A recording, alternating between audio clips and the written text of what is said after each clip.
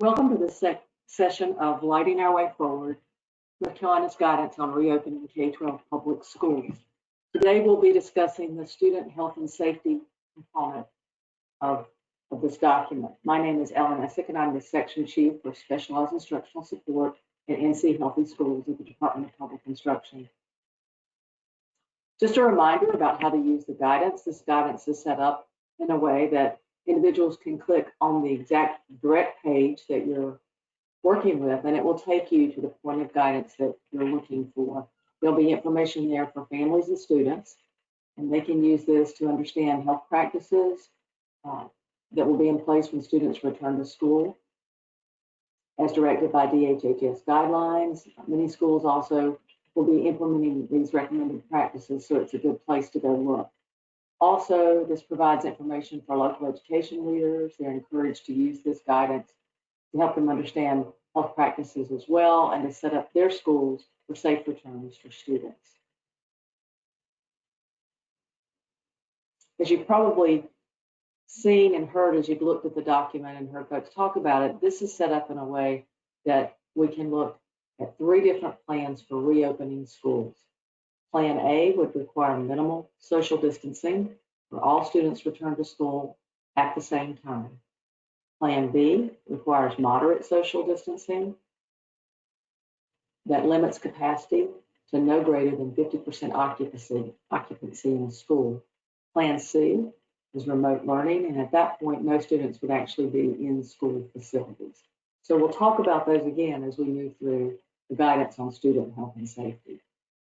When you see the student health and safety page, you can click on it at any place in the page and you'll be able to be taken to the guidance. And I will show you that in just a couple minutes. First, just some information about COVID, how it's spread and its transmission. First, COVID-19 is spread through respiratory droplets produced when an infected person coughs or sneezes. And it also spreads when people do that and they're closer than 6 feet apart. This is why we talk about social distancing and encourage people to be at least 6 feet away from other people. When does it spread? People are most contagious when they have symptoms. Symptoms include fever, cough, shortness of breath, and there's some others, but those are the primary symptoms that folks might notice. People often ask, can you get this from touching contaminated objects? Possibly. If you touch a surface that has the virus on it, and then you touch your nose, mouth, or eyes, you could possibly transmit the virus that way. That's not the main way the virus is spread, but it is also why we should make sure that we are washing our hands, waiting 6 feet from others, and wearing a mask.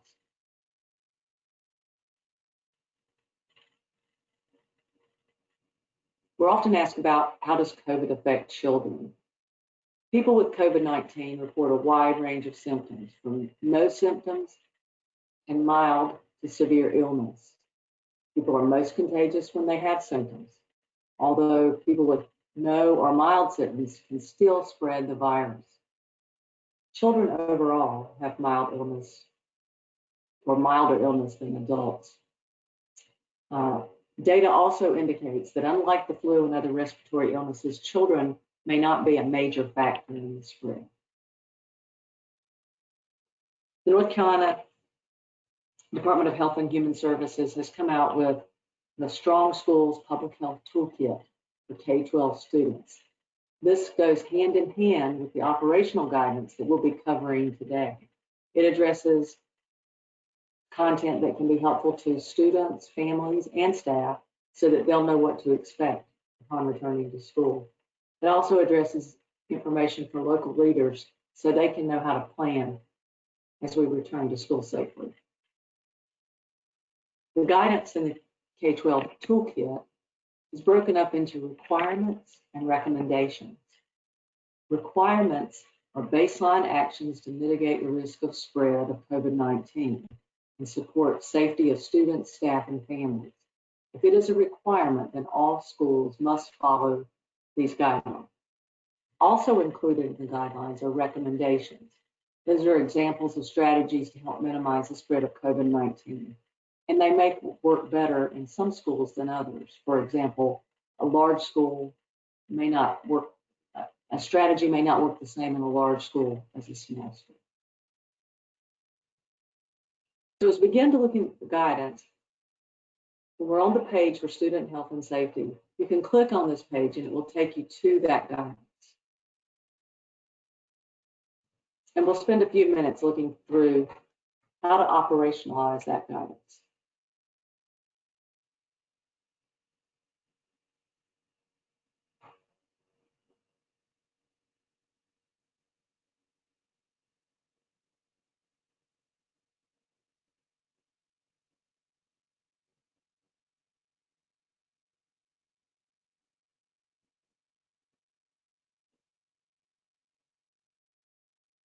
So when we click on the link, it first takes us to social distancing under student health and safety and minimizing exposure.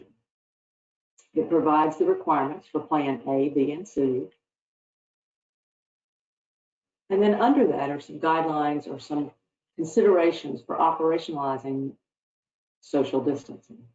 So for example, if you're in the cafeteria, some things that school districts might want to consider doing to make things more feasible for social distancing in these areas. In the cafeteria, for example, staggering time for students and classroom helpers to come and get orders, take orders back to the classroom if you're choosing to eat in the classroom.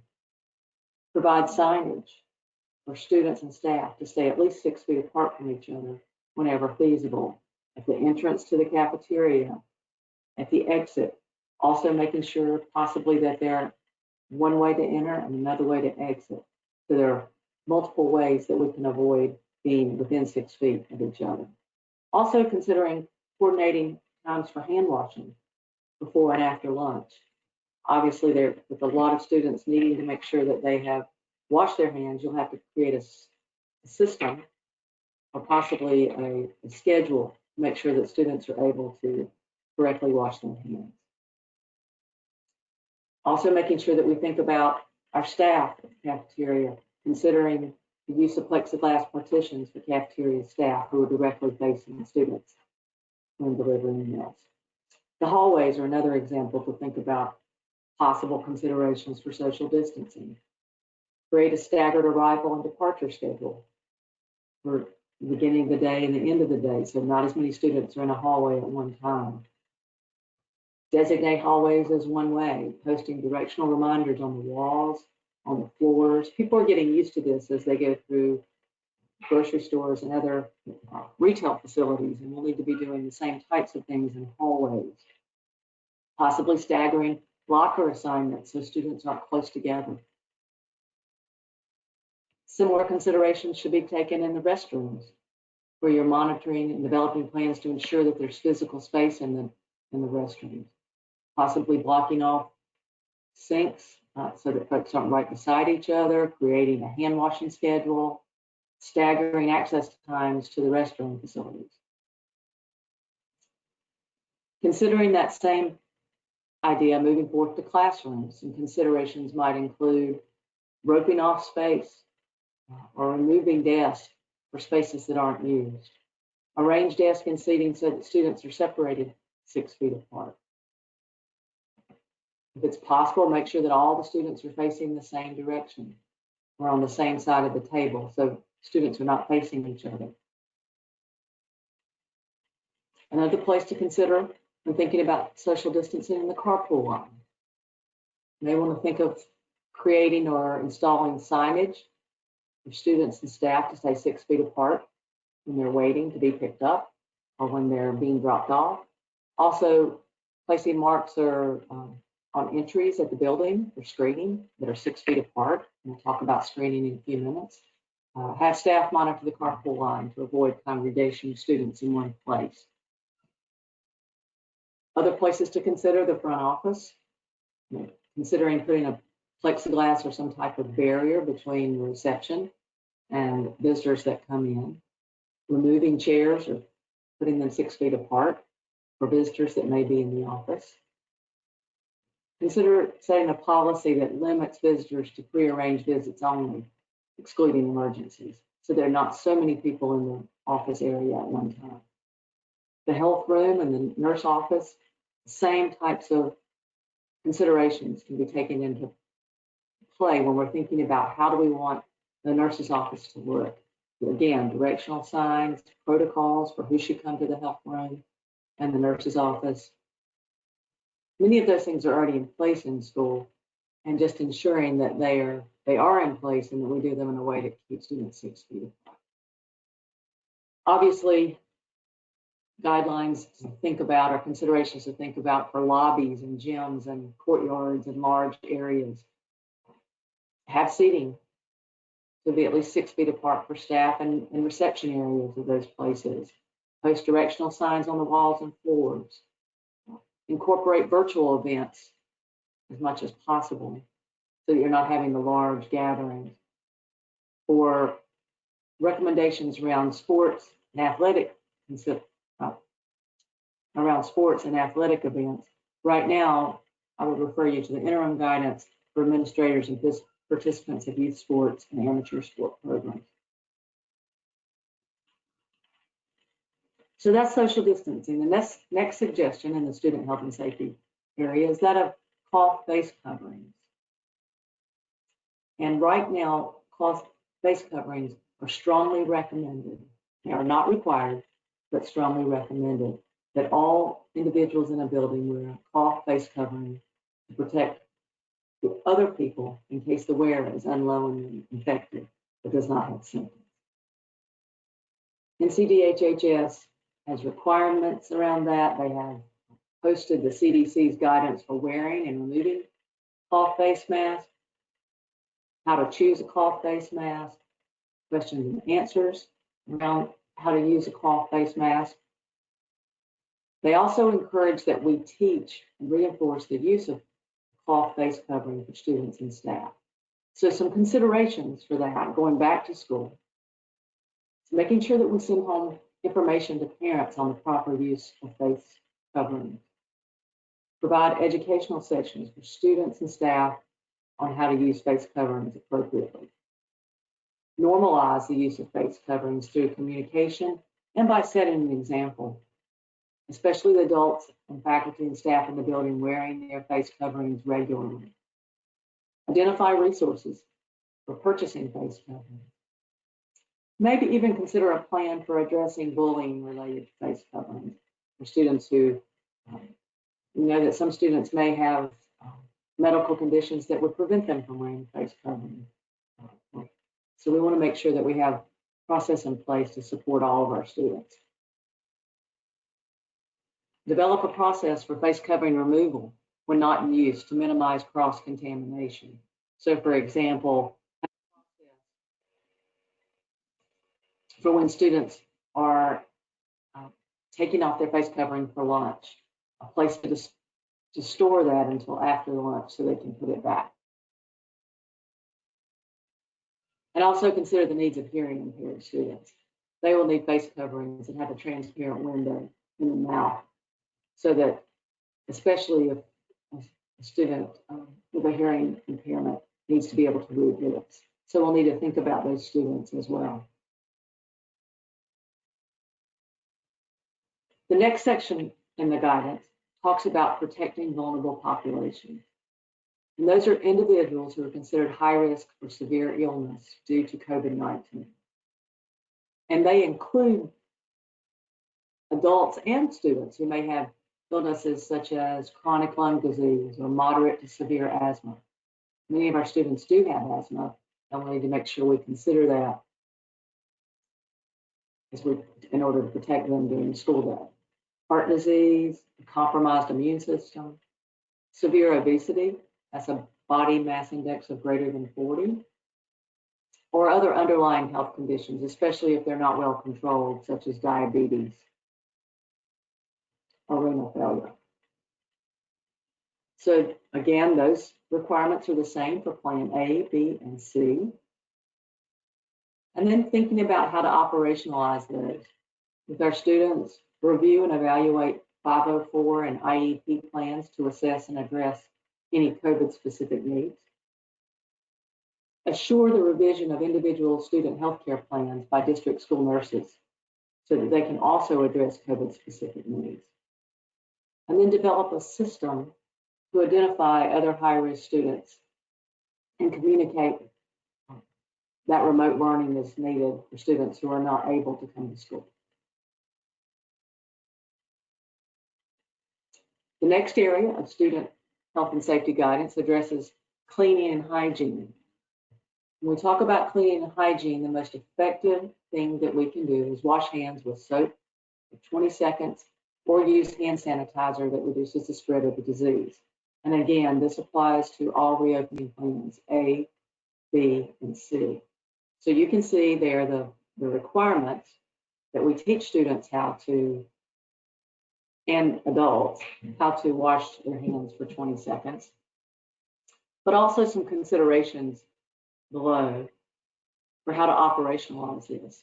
One of those is that we recommend strongly that school districts teach the healthful living essential standards and use the resources available with those.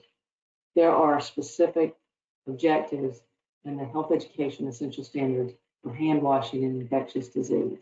And teaching those early in the school year can set the standard for what's expected for hand washing throughout the year. Some other considerations: consulting CDC guidelines to guide things like providing guidance to parents and families on types of hand sanitizer that they should buy. We know that hand sanitizer needs to be 60% alcohol in order to kill the virus. So giving some guidelines around that. At the same time, provide guidance to parents and families so that they can self-identify and let you know if their children have sensitivities to alcohol-based hand sanitizer. If that's the case, you will have to be even more diligent with hand washing throughout the day. Identify students with sensitivities and provide other hygienic opportunities. Create a chart or a schedule for checking hand sanitizing stations regularly throughout the day so that you're always thinking about, is there hand sanitizer in each station as you move forward. Assign monitors whose responsibility is checking those stations, and you may want to consider using parent volunteers for some of this work.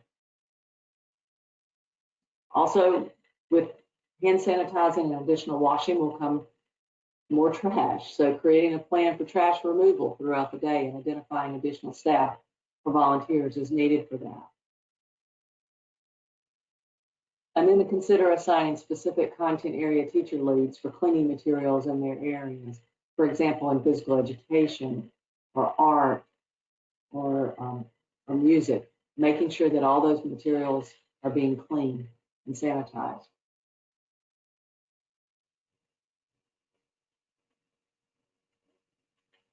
The next section of student health and safety is around monitoring for symptoms. Conducting regular screenings for symptoms to help reduce exposure. Staff and students should be encouraged to self-monitor for symptoms such as fever, cough, or shortness of breath. If a student develops symptoms while at school, he or she must notify an adult immediately. And then more information on symptom monitoring is available both throughout this document, and you can see the links there that tell staff and students when they'll need to stay home, guidelines around temperature screening, and information for staff and students should they test or should they screen positive for a symptom of COVID.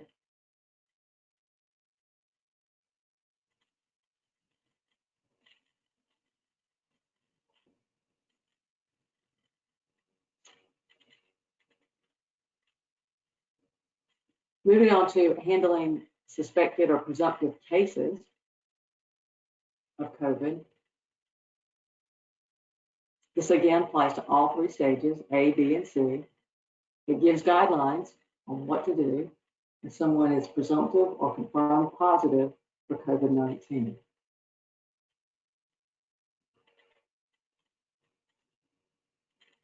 Some considerations to operationalize and there will be more information coming forward for you to help you with this as we move forward for students or staff. Presumptive positive. Considerations for operationalizing this: maximize the use of the school nurse in managing the process. They have familiarity, they have experience, they can help you tremendously in creating and managing the process for symptom-positive students and staff.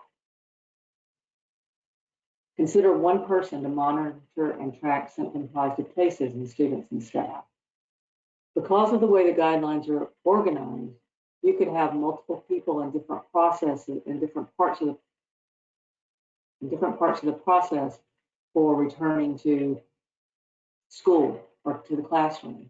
So it's important that in order to track where different people are in their process, you have a person whose responsibility is to monitor that. Provide educational protocols for removing symptom-positive individuals to parents, to families, to students and staff. Everyone needs to be informed. The more education, the easier it will be to implement these guidelines. Support COVID-19 efforts as related to school population. The nurse can do a lot, but the nurse is going to need some help as well. So you'll need to organize and train school-level COVID designated contacts if the nurse is assigned to multiple schools. The nurse may not be there all the time. So you'll need to have another person who is assigned to address issues with COVID positive students. Organize and train staff for symptom screening or identification, as you'll be screening for symptoms as students come in the building each day. Collaborate with the local health department to ensure that there is a process in place for notification of positive cases in school and for contact tracing.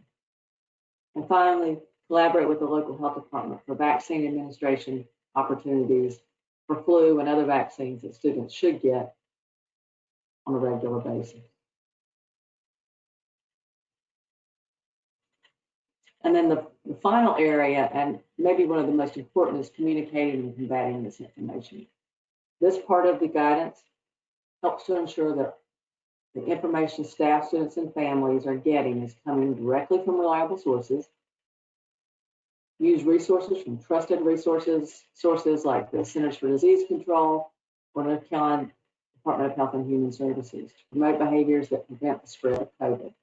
And again, these apply no matter which plan we're in as we move through this year.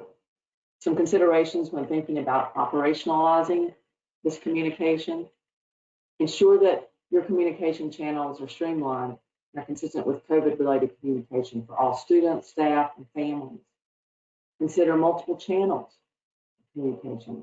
And I know many school districts already do this, but just a reminder, whether that's through email, website, announcement, phone trees, those kinds of things, so that there's consistent messaging coming out.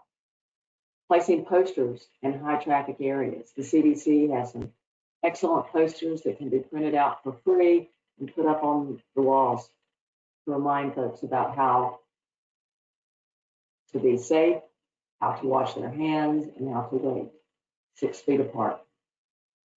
Use videos for teaching hand washing. Those can be sent home to families so that they can see how to appropriately and correctly wash hands. Make materials available in multiple languages for different members of your community. Ensure that communications are appropriate to students and families with disabilities, so they're also able to get accurate information.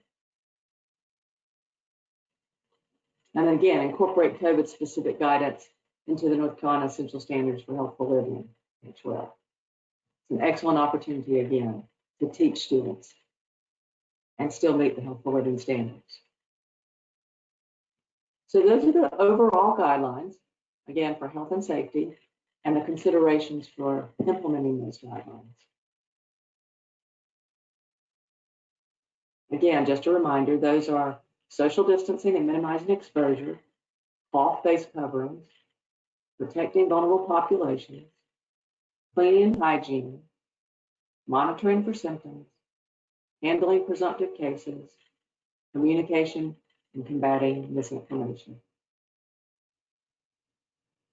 There are also additional resources available from North Carolina Division of Health and Human Services. They have a link to the COVID-19 resources. There are multiple resources there available. Resources are also available from the Centers for Disease Control and Prevention for cleaning and disinfecting the facility, for considerations for your school, The CDC also has reopening guidance, information on coping with stress. The EPA provides information on the appropriate disinfectants to use for your school. The FDA also talks about safety, food safety, and the coronavirus. There are also guidelines from HHS and OSHA on preparing workplaces for COVID-19. And finally, there's guidance on the essential critical infrastructure workforce. So there's a lot of information available. Also, that means there are a lot of questions that may come up. And so what we would like to do is let you know that you can reach out directly about the Strong Schools Public Health Toolkit to strongschools.nc@dhhs.nc.gov if you have questions specific to the toolkit. But if you would have questions specific to this guidance, you can send those questions to this NC reopening guidance questions.